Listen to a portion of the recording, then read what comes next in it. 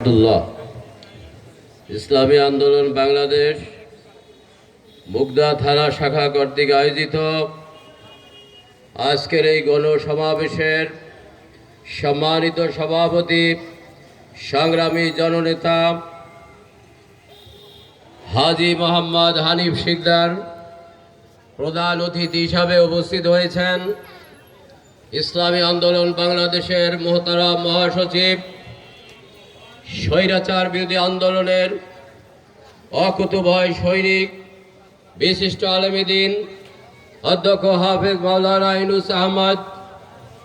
উপস্থিত আছেন বিশেষ অতিথি হিসাবে ইসলামী আন্দোলন বাংলাদেশের কেন্দ্রীয় কমিটির প্রবাসী কল্যাণ সম্পাদক জনাব মুফতি কেফায়েতুল্লাহ কাশফি সহ মহানগর কেন্দ্রীয় নেতৃবৃন্দ, আমার প্রাণ প্রিয় দ্বীনী ভাইরা,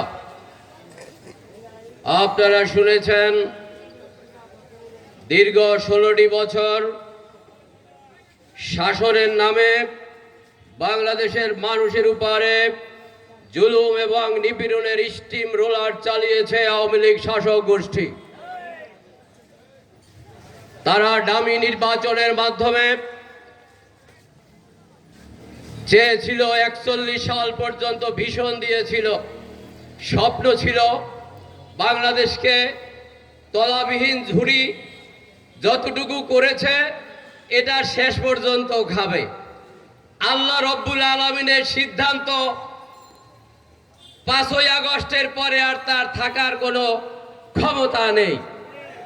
এর পিছনে যারা মুখ্য ভূমিকা রেখেছে আমাদের জানতে হবে, গত 16ই জুলাই যখন রংপুরে একজন নিরস্ত্র আবু সাইদের বুকে নির্মমভাবে পুলিশ গুলি চালিয়েছিল, আমাদের নেতা পীর সাহেব চরমোনাই তিনি প্রথম রাজনৈতিক দল তার নেতৃত্বে বাইতুল মোকাররমের উত্তর গেটে 18 তারিখ বৃহস্পতিবার মিছিল হয়েছিল।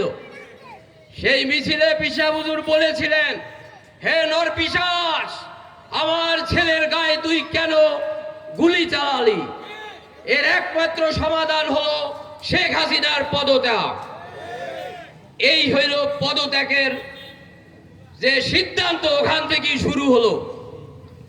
আর 4 তারিখ 5 তারিখে বৈষম্যবিরোধী ছাত্র আন্দোলনের সেই সংগ্রামের সাথে 144 ধারা দিয়ে এটি ভীতিকর পরিবেশ সৃষ্টি করতে চেয়েছিল আমাদের প্রাণপ্রিয় নায়েবে আমির মুফতি ফয়জুল করিম হুজুর। লাখো জনতা নিয়ে সেই সরকারের কারফিউ ভঙ্গ করেছিলেন, তিনি হলেন মহানায়ক। এরপরই সরকারের পতন হয়েছে। বন্ধুগণ, পতনের পরপরই পিসা হুজুর জাতির উদ্দেশ্যে 9 দফা প্রস্তাবনা দিয়েছেন। ইতিমধ্যেই 3-4টি আমাদের প্রস্তাবনা পূরণ হয়েছে, বলুন আলহামদুলিল্লাহ। কথা ছিল একটি নির্দলীয় অন্তর্বর্তীকালীন সরকার গঠিত হবে, সরকার আমরা পেয়েছি। আমাদের পরামর্শ ছিল সেই সরকারের উপদেষ্টার মধ্যে একজন আলেম থাকবেন, প্রখ্যাত একজন আলেম আমরা পেয়েছি। আমাদের কথা ছিল গত সরকার জাতিকে নাস্তিক বানানোর জন্য শিক্ষা নীতি দিয়েছিল, শিক্ষা কারিকুলাম, অলরেডি শিক্ষা কারিকুলাম বাতিল করা হয়েছে। বন্ধুগণ, যে নির্বাচন কমিশন যার উপর ভর করে বরিশালের বুকে আমার প্রাণ হৃদয়ের স্পন্দন আমাদের মুফতি সাহেব হুজুরের রক্ত ঝরেছিল। মুফতি সাহেব বরিশালে বলেছিলেন, আল্লাহকে হাজির নাজির জেনে বলছি, এই সরকারের পতন না হওয়া পর্যন্ত ঘরে ফিরব না। গতকালকে আমাদের খুশির খবর হলো ওই হাবিবে কাউয়াল কমিশন গতকালকে পিছনের দরজা দিয়ে পালিয়েছে। এই পালালে হবে না। এই গণসমাবেশ থেকে দাবি জানাতে চাই, 14, 18 এবং 24-এর নির্বাচন কমিশন এবং প্রশাসনের যারা সেই কুশীলব হিসাবে কাজ করেছেন, তদন্ত সাপেক্ষে সকলকে বিচারের আওতায় আনতে হবে। আর এই 15 বছরে যারা রাজনীতির নামে বাংলাদেশের ব্যাংক লুট করেছেন, খুন আর গুম করেছেন।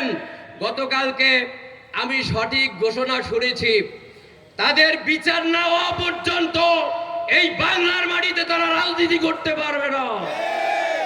সুতরাং এক ফেসিবাদকে বাদ দিয়ে আর এক ফেসিবাদ বাংলাদেশে আসতে দেওয়া হবে না। টেন্ডারবাজি, চাঁদাবাজি যদি কেউ করতে চান, ওই রাজনীতি বাংলাদেশে ভুলে যান। আগামীর বাংলাদেশ ইসলামের বাংলাদেশ। সেই ইসলামের বাংলাদেশ, ইসলামী আন্দোলন আপনারা জানেন, বাংলাদেশের মানুষ যখন বিপদে পড়ে, করোনায় পাশে দাঁড়িয়েছিল ইসলামী আন্দোলন, বন্যায় পাশে থাকে ইসলামী আন্দোলন। আর 5 তারিখে সারা দেশে আমাদের হিন্দু, বৌদ্ধ, খ্রিস্টান এদের ধর্মীয় উপাসনালয় সহ প্রোটেকশন দেয় ইসলামী আন্দোলন। কাজী আগামী দিনে আমরা পাড়ায় পাড়ায়, মহল্লায় মহল্লায় এই ইসলামী আন্দোলনের কমিটি গঠন করব, দুর্গ গঠন করব। আগামী দিনে যেন কেউ ভোট চুরি করতে না পারে, দামি নির্বাচন করতে না পারে। আমরা নৌকা দেখেছি, ধানের শীষ দেখেছি, লাঙ্গল দেখেছি, একটা দেখা বাকি আছে, সেটা হলো হাত পাখা। এই আশাবাদ ব্যক্ত করে সকলকে ধন্যবাদ জানিয়ে শেষ করছি। আল্লাহ হাফেজ।